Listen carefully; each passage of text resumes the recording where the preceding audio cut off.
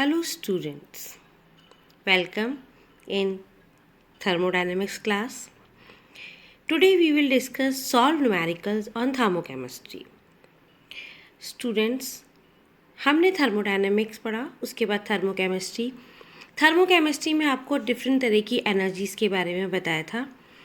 Numericals को एक बार solve करने से पहले आपको उन लेक्चर्स को वापस सुनना होगा, जिससे हमें न्यूमेरिकल्स आसानी से समझ आ जाए और हम उन्हें अटेम्प्ट कर पाए।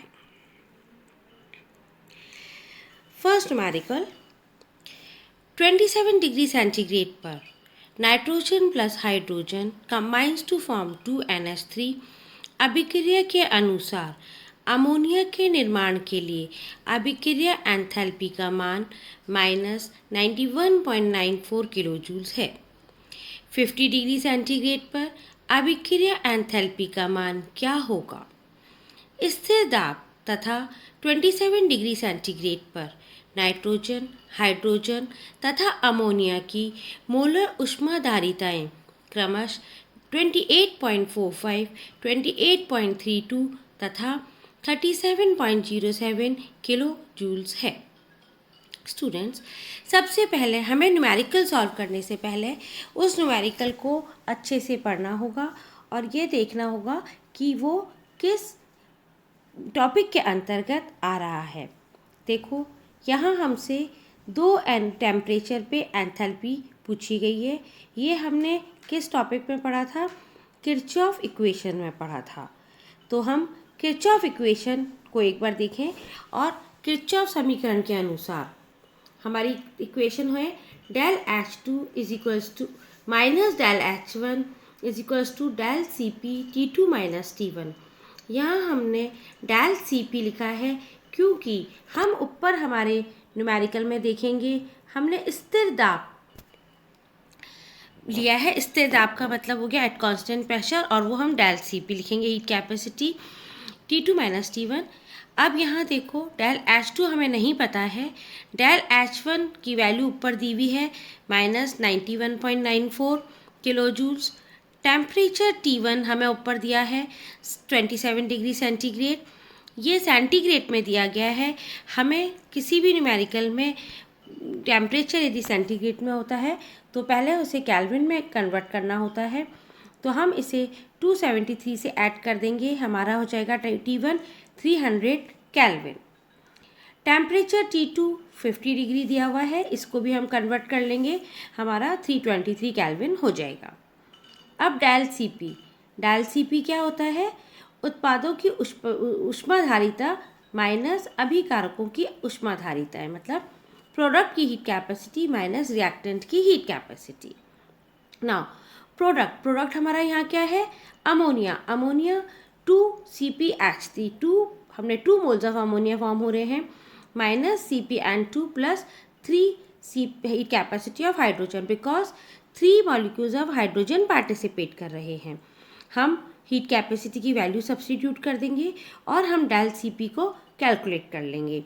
अब हमारे पास सारे वैल्यूज़ आ गई हैं। हम इक्वेशन नंबर 1 में सब वैल्यू को रख के सॉल्व कर लेंगे और जो आंसर आएगा वो हमारा होगा 50 डिग्री सेंटीग्रेड पर अभिक्रिया एंथैल्पी का मान।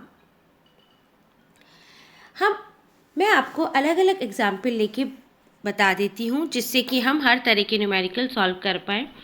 सेकंड एग्जाम्पल, अभिक्रिया CH2 double bond CH2 gaseous form plus hydrogen in gaseous form convert into CH3 C2H6 in gaseous form की अभिक्रिया एंथैल्पी की गणना कीजिए।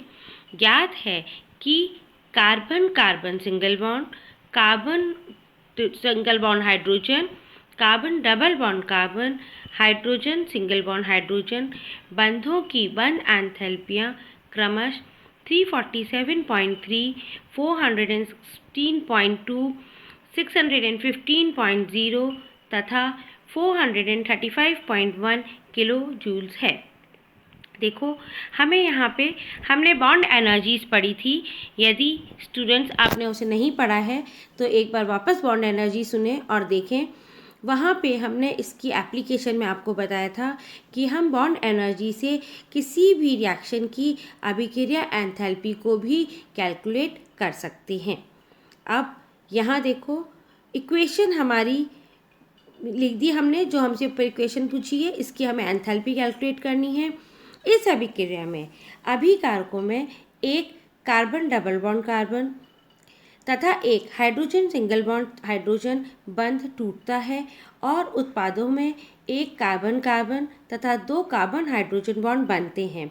अतः इस अभिक्रिया के लिए डेल एच हम लिख सकते हैं टूटने वाले बंधों की बंध एंथैल्पियाँ माइनस बनने वाले बंधों की बंध एंथैल्पियाँ। हम टूटने वाले हमारे क्या हुए, ऊपर अभी आपको बताया, इनकी वैल्यू दोनों की प्लस कर लेंगे और फिर उन दोनों को प्लस कर लेंगे और सब्ट्रैक्ट करके हमारा आंसर आ जाएगा अभिक्रिया एंथैल्पी।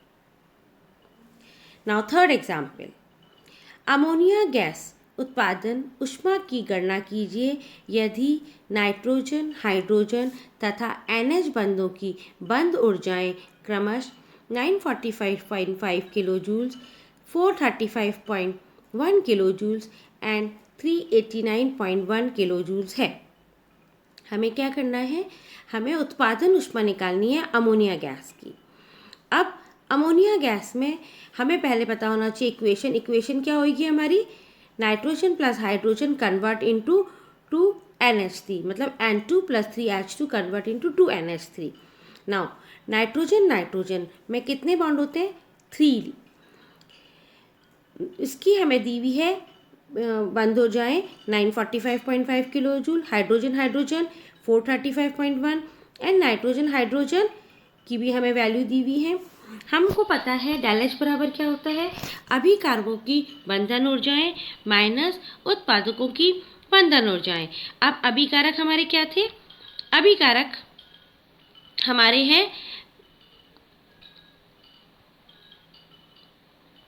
नाइट्रोजन प्लस हाइड्रोजन, इनकी हम वैल्यू रख देंगे और यहाँ हम प्रोडक्ट की रख देंगे।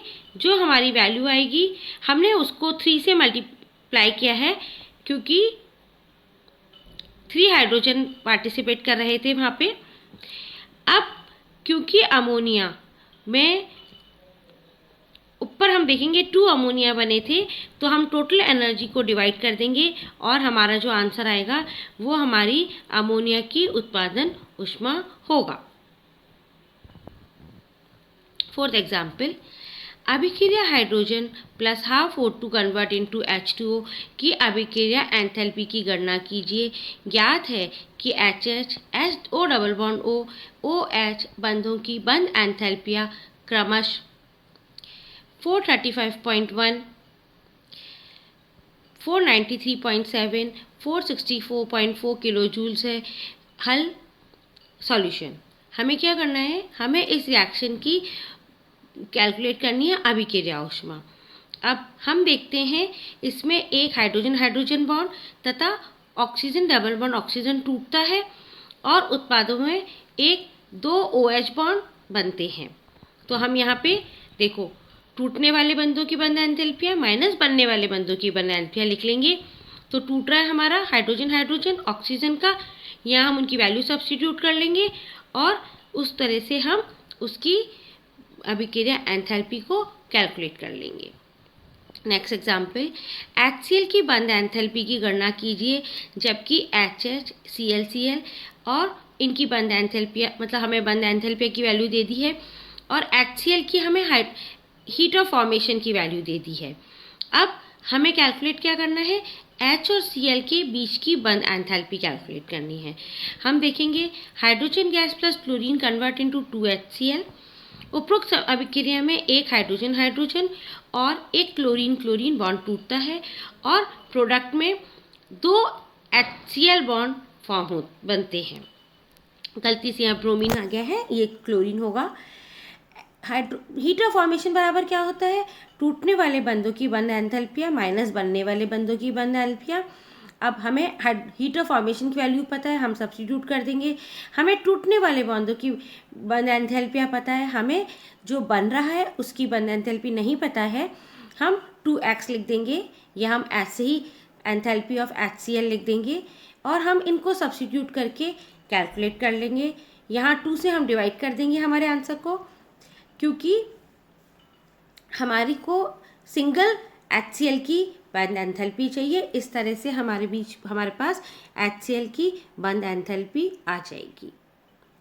नेक्स्ट एग्जाम्पल, निम्नलिखित आंकड़ों में से मीथेन में CH बॉन्ड की बॉन्ड ऊर्जा की गणना कीजिए।